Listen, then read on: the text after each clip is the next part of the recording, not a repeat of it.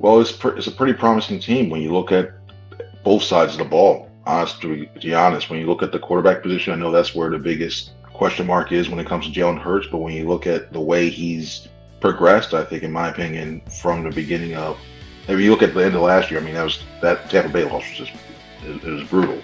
When you look at the way he's changed his throwing motion and everything else, I think that's good. You look at the wide receivers and receiver core as a whole.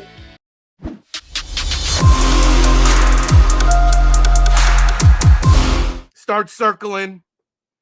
The vultures are on the prey. So, hey, that's just how I see it. We're getting off to a great start here on the Football Playbook, and I got a great guest lined up for you. We're going to keep it on the Eagles, and we're going to check in with Chris Franklin from the Star Ledger, checking in, making his Football Playbook debut. Good morning, Chris. How are you today? I was doing chill. I was trying to remain chill, be the professional thing, but you got me with Aaron Rodgers psychedelics. So I was done. I was saying like, well, lost it. I'm doing well, man. How about yourself?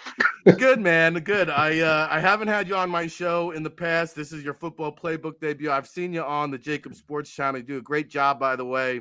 Thank you. The North Star Appreciate it. Ledger is the newspaper I've always grown up with, and really appreciate all the hard work. And you've got boots on the ground, so you're seeing firsthand all through training camp, all through preseason. It's no more time to speculate, only time to regulate. So tell us, I mean, what are the prospects of this Eagles team as you see it? Well, it's a pretty promising team when you look at both sides of the ball. To be honest, when you look at the quarterback position, I know that's where the biggest question mark is when it comes to Jalen Hurts. But when you look at the way he's progressed, I think, in my opinion, from the beginning of, if you look at the end of last year, I mean, that Tampa Bay loss was just it was brutal. When you look at the way he's changed his throwing motion and everything else, I think that's good. You look at the wide receivers and receiver core as a whole. You can do a lot of stuff to attack defense, no matter how they try to play you. And then you look defensively, I think this pass rush is going to be improved. When you look at pass rush, finishing with 29 sacks with all those names that were there last year, it is brutal. But you look at you added Hassan Reddick, you added Kaiser White, and you added these other pieces like Chauncey Gardner Johnson and James Bradbury. There's a lot on this team now to improve themselves. They've improved significantly since that Tampa Bay game. And Tampa Bay, let's be honest, has regressed. I mean, there's no more Gronk. We'll see if Leonard Fournette is motivated again. Ronald Johnson, very valuable backups out of here. I think Chris Godwin's coming off an injury. The offensive line on the interior, if you remember back on how the Eagles and the Giants beat Brady in the Super Bowl, it was with pressure up the middle. And Brady doesn't like guys biting his kneecaps. He gets a little bit frantic there in the pocket, and he is, I'm never going to doubt the GOAT, but he is 45. Maybe doesn't move around as much. I don't know. I mean, they say Brady's all in when you take a 10-day sabbatical in the middle of training camp and you just signed a new receiver. And I don't know. You all in? You're all in? I don't know. And you got Julio basically playing a tight end, a glorified tight end role now in the middle of the field, and that's an adjustment for him too. And I still think the Rams could be the team that comes out of there. The Buccaneers look human now. It's almost like you see the cut, you see the box for bleeding now. It's like, oh, I can actually get them now. You see signs they're weakening, but tell you what, man, this NFC East is wide. The NFC period is wide open. Wide Very open. wide open. Absolutely. And, the Eagles still being disrespected out in Vegas. They got the Cowboys favorite to win the division, which I think is laughable. They got the Eagles win total at 9.5. Let me tell you something, Chris. If this team doesn't win double-digit games, somebody's got to go. I mean, yeah. The nine, I'm shocked. I thought it would at least move to like 10.5 by now. At least bump it up one game by now. But looking at the fact that it's still 9.5, it's like I'm just looking around like, all right, am I missing something in that way too? I know the special teams to me is like one of the weaker points when I'm looking at in terms of field position and it comes to kickoff coverage. But even then, I'm like, okay, I don't think it'll cost them a game. I don't think it costs them a game like that. I think it'll cost a field position at one point. But I'm looking around. I just don't understand why it's still 9.5. Maybe some big buck guys wants to go like Cowboys fans go, oh, the Eagles are going to finish on finish with 9 wins. Bam, all that money there. They still got that money on that one side. Yeah, and I'm telling you, they're saying, hey, 9-8 for a team that went to the playoffs a year ago and, just upgraded significantly. I see the development of Jalen Hurts, and I want to ask you about what you saw, because there is a lot of question marks. But I read an interesting article over the weekend from my friend Albert Breer over on SI.com, and he spoke to Quincy Avery, who was one of Hurts' coaches at Alabama, I believe, and he said when Jalen was at Alabama, he was so rocked up from his weight room activity. He looked like a running back, really, with his body frame.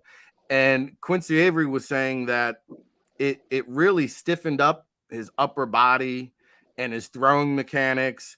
And so, what he did specifically this off season was he trained smarter, not harder in the weight rooms. Not as much weight, more bands, more flexibility, and an elastic type of weight training rather than this bulky, heavy weights.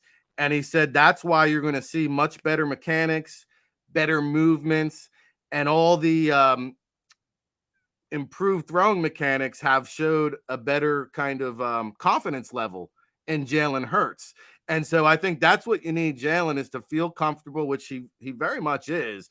I don't think he hears any of this Philadelphia media noise. I think the fan base criticism goes right off the back like shower water. I think Jalen Hurts has the perfect DNA for this city. And he's the first one in, last one out, like lead by example guy. Like you talk about intangibles. So, like, what's the problem? What's all the issues that people are worried about? I think a lot of people still think, even though it's progressed a lot in the fact that there's more mobile quarterbacks, think some people still think that, okay, you have to remain in a statue in the pocket in order to have success. And listen, he still has to improve that.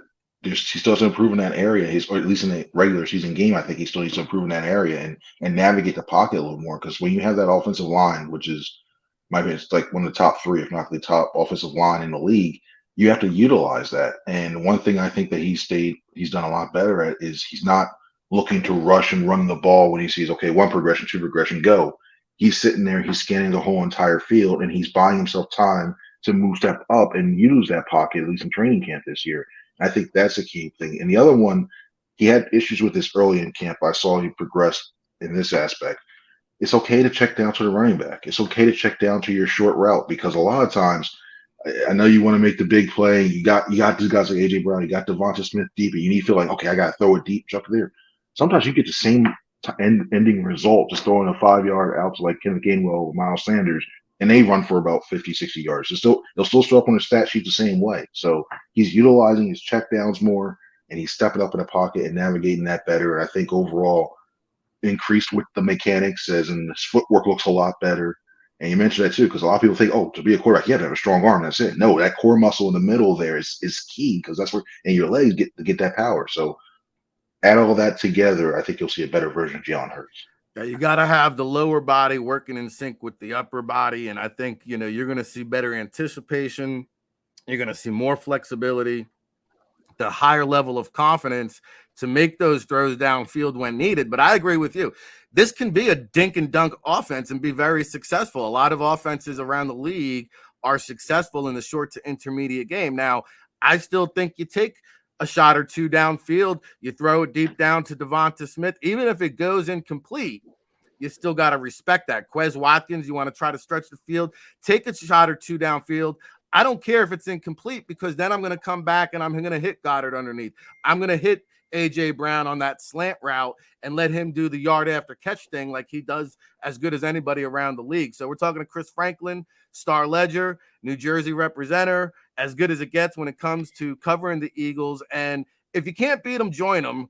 I know the Rams had a frequent visitor last training camp, none other than Vic Fangio. Something that we've seen around Eagles training camp, Vic Fangio defense, trying to pick his brain. You talk about all these offensive wizards around the league and Sean McVay and Nick Sirianni, they just praise this Fangio defense. And, I heard Johnny Mack talking about, well, maybe Chauncey Gardner-Johnson needs to get acclimated a little bit more.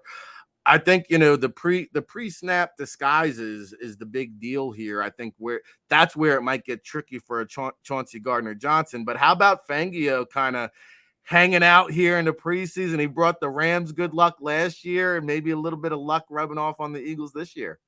I think he's one of the preeminent defensive minds in the game. I really do. When you look at what he did with the Bears, and given that I really think if Chicago had any semblance of an offense, they'd be the Super Bowl team perennially when he was there, when he's running that defense. And I know he had the slip ups when he was out in Denver, but when you look at the schematically and the philosophy of that defense where they can bring pressure while still basically not getting beat deep. I think that's key, especially in this NFL, because it's a passing league. Last thing you want to do is give up 50, 60 yards and then have a 40 or 50 burger on your name going like, oh, you're a defensive coordinator. How can we keep allowing that many points? Well, the thing is, I think what Fangio's scheme does a lot, especially utilize those safeties, but gets pressure on there too. So they're not getting beat deep, but also you're trying to get the ball quicker, the ball at the quarterback's hands quicker. So I thought that's key. And for him to be around, I mean, Jonathan Gannon respects him a lot. This team obviously respects him a lot.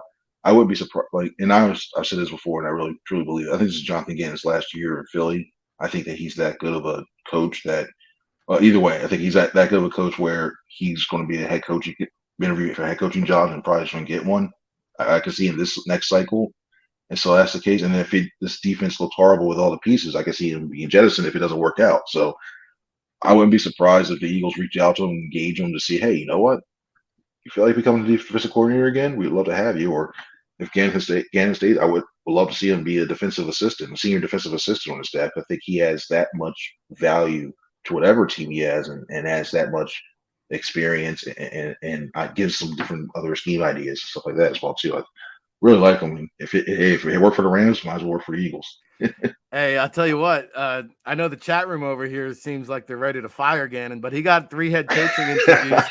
He got 3 head coaching interviews for a reason during the offseason. So definitely going to be monitoring. That'll be a hot topic week in and week out here on the JAKIB Sports channel. I'm going to let you boogie here in just a minute, but I have heard zero talk. Speaking of the Rams, they left OBJ's locker intact. It's sitting there. They never cleaned it out. It's exactly how he left it. The Rams believe that Odell Beckham Jr. will be re-signing with them. Would it not? And they got him on a minimum deal with incentives last year. Would it not behoove Howie Roseman and the Eagles to maybe sniff around OBJ? I mean, there's no pressure. You know, whether you want to make him a backup, you want to put him outside, slot Devonta Smith inside. But to me, not only are you adding a potential dynamite play, but you're subtracting again from the world champs. Any shot? Have you heard anything about Odell Beckham Jr.? I'm going to start the bandwagon right now. I want to see OBJ in Philly. What's your thoughts there? I haven't heard anything about that. If I'm the Eagles, I make a call, but even then, I'm still, because this team I think this team's going to have issues trying to get the ball with all the people they have right now. Because you're trying to slot, and I'm just throwing this number out, 500 targets you're going to throw out there this year. And you got to get A.J. Brown his, you got to get Devonta Smith his, you got to take the shots with Quez and Zach Pascal right there. Then you got Dallas Goedert as well, too, who's going to be one-on-one with a lot of safety against a lot of safeties, a lot of linebackers, so you can't pass that up as well, too.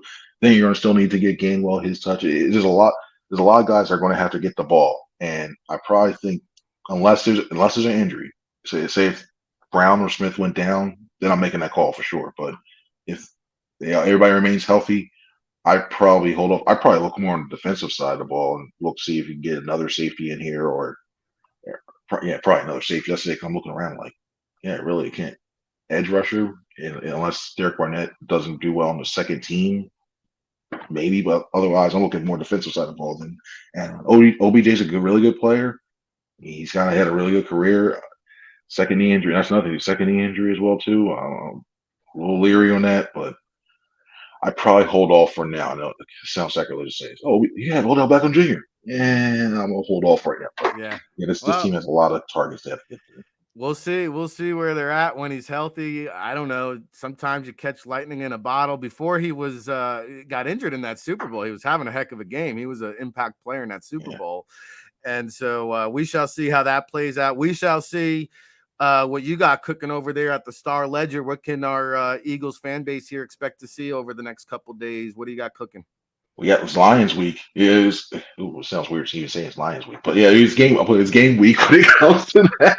It's a major rivalry, but overall, we're going to start with that. We actually get coordinators today, so looking forward to that, picking their brains a little bit and seeing that. But yeah, everything's going for this first season opener, and it's going to be good. It's all going to be on NJ.com/Eagles. All right, before we let you go, let's get a prediction there. I think they're favored by 4. Our guy Jody Mack thinks it's going to be a blowout, double digit. He's going to kick his feet back at halftime, enjoy a soda pop, and enjoy the second half. A lot of people buying into the Hard Knocks hype. Where do you sit on this Lions squad? I think it's going to be a little bit closer at the beginning of the game. It's be closer than people think, especially when you get that you get all hype. All right, the Eagles are here, and oh, why aren't they? Why is that? I think it's going to be close to the first half, but the Eagles pull it away. I think it's going to be Eagles 31, Lions 17. All right.